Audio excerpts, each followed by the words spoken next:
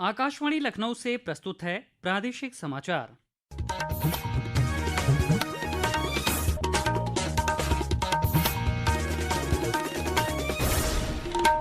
मुख्य समाचार।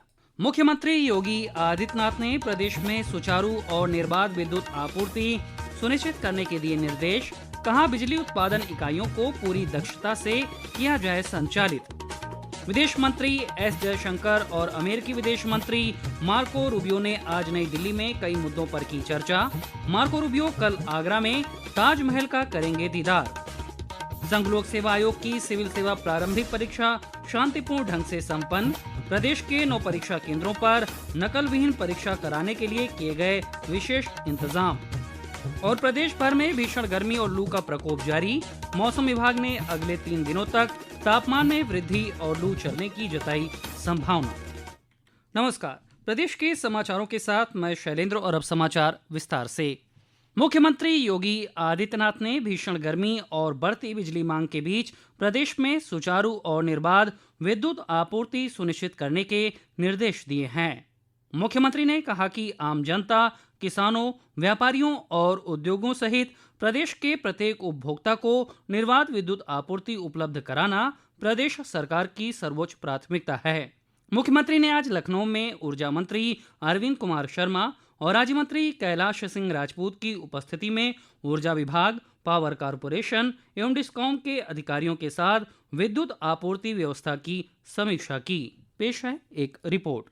प्रदेश में विद्युत आपूर्ति व्यवस्था की समीक्षा करते हुए मुख्यमंत्री ने कहा कि बढ़ती विद्युत मांग को देखते हुए उत्पादन इकाइयों की अधिकतम क्षमता का उपयोग किया जाए और सभी संयंत्रों में तकनीकी दक्षता तथा रख रखाव व्यवस्था को सर्वोच्च प्राथमिकता दी जाए। मुख्यमंत्री ने ट्रांसमिशन नेटवर्क को और अधिक मजबूत, आधुनिक एवं भरोसेमंद बनाने पर जोर देने के साथ ही फीडर वाइज मॉनिटरिंग करके जवाबदेही तय करने और शिकायतों का त्वरित निस्तारण सुनिश्चित करने के भी निर्देश दिए। उन्होंने आंधी तूफान के बावजूद विद्युत व्यवस्था बहाल रखने के लिए त्वरित रिस्पांस सिस्टम सक्रिय रखने को भी कहा। दीपाली सिंह, आकाशवाणी समाचार, लखनऊ।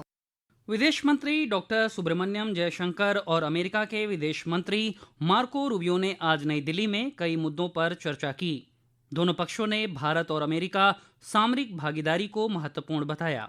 अमेरिकी विदेश मंत्री कल आगरा में ताजमहल का दीदार करेंगे। वो विशेष वायुयान से आगरा पहुंचेंगे। एक रिपोर्ट। अमेरिकी विदेश मंत्री का काफिला खेरिया एयरपोर्ट से शिल्पग्राम पहुंचेगा। शिल्पग्राम से बैटरी चलित गोल्फ कार्ट में बैठकर वह ताजमहल के पूर्वी गेट पहुंचेंगे। अमेरिकी विदेश मंत्री के आगरा भ्रमण के मद्देनजर केंद्रीय एवं प्रांतीय खुफिया एजेंसी सतर्क हैं। ताजमहल के आसपास के होटलों में कड़ी निगरानी रखी जा रही है। रूबियो भारत की 4 दिवसीय आधिकारिक यात्रा पर है। अमेरिकी विदेश मंत्री के ताजमहल भ्रमण के दौरान आम पर्यटकों के लिए ताजमहल खुला रहेगा। सज्जन सागर, आकाशवाणी समाचार, आगरा। बहुजन समाज पार्टी की राष्ट्रीय अध्यक्ष मायावती ने आज लखनऊ स्थित पार्टी मुख्यालय पर सभी वरिष्ठ पदाधिकारियों, कोऑर्डिनेटर और जिला अध्यक्षों के साथ 2027 में होने वाले उत्तर प्रदेश विधानसभा चुनाव की तैयारियों को लेकर बैठक की। इस दौरान बसपा प्रमुख मायावती ने उन्हें जीत का मंत्र देते हुए कहा कि प्रदेश में बसपा की एक बार फिर से सरकार बनाने के लिए कार्यकर्ता अभी से जुट जाएं। उन्होंने कहा कि देश में चुनाव जिस प्रकार की नई नई चुनौतियों के बीच हो रहे हैं, उसको देखते हुए पार्टी की तैयारियों को हर स्तर पर और भी चुस्त दुरुस्त बनाने की जरूरत है। राष्ट्रीय स्वयंसेवक संघ के सर संघचालक डॉक्टर मोहन राव भागवत आज से 3 दिवसीय प्रवास पर लखनऊ में हैं। सर संघचालक सरस्वती कुंज निराला नगर में चल रहे पूर्वी उत्तर प्रदेश क्षेत्र के कार्यकर्ता विकास वर्ग प्रथम में प्रशिक्षण लेने आए शिक्षार्थियों के मध्य बौद्धिक और संवाद के विभिन्न कार्यक्रमों में हिस्सा लेंगे। इस कार्यकर्ता विकास वर्ग प्रथम में नेपाल सहित अवध, कानपुर, गोरक्ष और काशी प्रांत के 289 कार्यकर्ता प्रशिक्षण ले रहे हैं। संघ लोक सेवा आयोग की सिविल सेवा प्रारंभिक परीक्षा आज शांतिपूर्ण ढंग से संपन्न हो गई।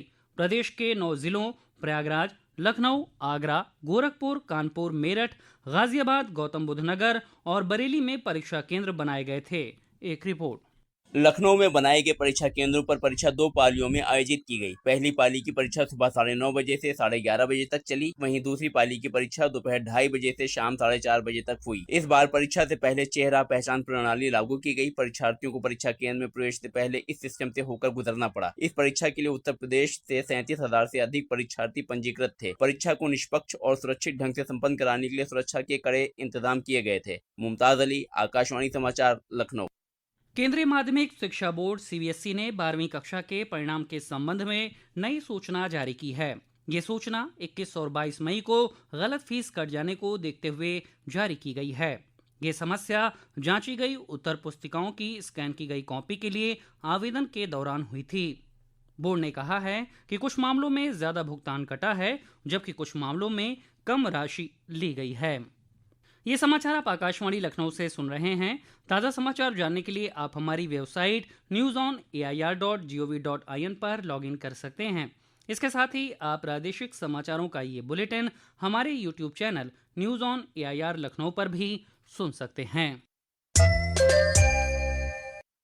प्रदेश में कोडीन सिरप की अवैध तस्करी मामले की जांच कर रही स्पेशल टास्क फोर्स एसटीएफ ने कल अदालत में 40,000 पन्नों की चार्जशीट दाखिल की। जांच में 900 करोड़ रुपए के घोटाले का खुलासा हुआ है।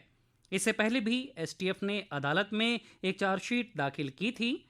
एसटीएफ के अधिकारियों ने बताया कि एनडीपीएस एक्ट समेत अन्य धाराओं में अदालत में बर्खास्त सिपाही आलोक सिंह और अमित टाटा के खिलाफ चार्जशीट कल दाखिल की गई। प्रदेश भर में भीषण गर्मी और लू का प्रकोप जारी है। मौसम विभाग ने कौशाम्बी, प्रयागराज, प्रतापगढ़, मिर्जापुर, चंदौली, वाराणसी और आसपास के कुछ स्थानों पर कल दिन में तेज लू चलने का रेड अलर्ट जारी किया है। कुछ स्थानों पर रात्रि के तापमान में वृद्धि का भी अनुमान जताया गया है। वहीं पश्चिमी उत्तर प्रदेश में लू के ऑरेंज अलर्ट के साथ ही विभाग ने कहीं कहीं मेघ गर्जन और वज्रपात के साथ तेज हवा चलने का पूर्वानुमान जताया है। लखनऊ स्थित मौसम विज्ञान केंद्र के वरिष्ठ वैज्ञानिक मोहम्मद दानिश ने बताया कि आने वाले 3 दिनों में प्रदेश में गर्मी का प्रकोप बढ़ने की संभावना है। जैसा कि पिछले दिनों में गर्मी का असर है, उसी तरीके से आने वाले दिनों में भी अगले 3 दिन तक का गर्मी का असर बनेगा। उसके बाद जैसा कि एक पश्चिमी विक्षोभ सक्रिय हो रहा है, तो कहीं ना कहीं 28 तारीख से थोड़ा सा जो तराई बेल्ट है सेंट्रल पार्ट में गरज चमक के साथ बारिश की संभावना है। तो कहीं ना कहीं अगले 4-5 दिनों के बाद तापमान में धीरे धीरे गिरावट होने की संभावना है। लेकिन यहाँ से फिलहाल अगले 3 दिन तक कोई राहत नहीं है। जैसा चल रहा है उसी क्रम में जारी रहेगा। हापुड़ की तीर्थ नगरी गढ़मुक्तेश्वर में कल होने वाले गंगा दशहरा पर्व को लेकर तैयारियां पूरी कर ली गई हैं। पुलिस प्रशासन ने आज डॉग स्क्वाड और मेटल डिटेक्टर से मेला क्षेत्र में सघन चेकिंग अभियान चलाया। वहीं अमरोहा में भी राष्ट्रीय राजमार्ग पर आज से रूट डाइवर्जन लागू किया गया है। पेश है एक रिपोर्ट। ज्येष्ठ गंगा दशहरा पर्व पर गंगा स्नान के लिए आज से ही बड़ी संख्या में श्रद्धालु हापुड़ की तीर्थ नगरी गढ़मुक्तेश्वर के ब्रजघाट पहुंच रहे हैं। उनकी सुविधा और सुरक्षा के लिए घाटों पर PSC, flood PSC, fire tenders के साथ एम्बुलेंस और डॉक्टरों की टीम तैनात की गई है। इसके साथ ही यातायात को सुचारू रखने के लिए रूट डायवर्जन लागू किया गया है। नदी में बैरिकेटिंग कराने के साथ गोताखोर और नाविक भी तैनात रहेंगे। मेला क्षेत्र की सीसीटीवी कैमरे और ड्रोन से निगरानी की जाएगी। 3 दिनों तक चलने वाले गंगा दशहरा मेले में श्रद्धालुओं के लिए जगह जगह ठंडे पानी की आपूर्ति के लिए वाटर कैंपर और वाटर टैंकर की व्यवस्था की गई है। रविंद्र कुमार, आकाशवाणी समाचार, हापुड़।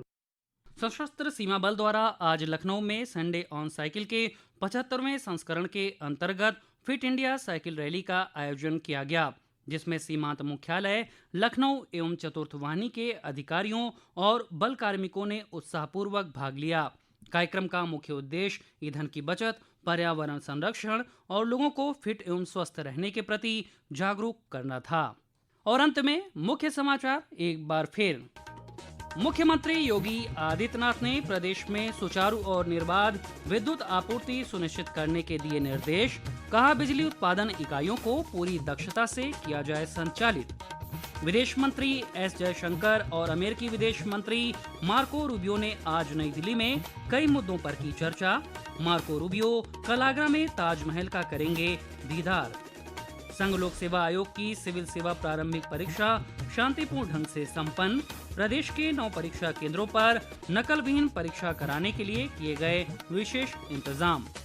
और प्रदेश भर में भीषण गर्मी और लू का प्रकोप जारी। मौसम विभाग ने अगले 3 दिनों तक तापमान में वृद्धि और लू चलने की जताई संभावना। इसी के साथ प्रादेशिक समाचारों का ये बुलेटिन समाप्त हुआ। अगला बुलेटिन रात 8 बजे FM पर प्रसारित किया जाएगा। नमस्कार।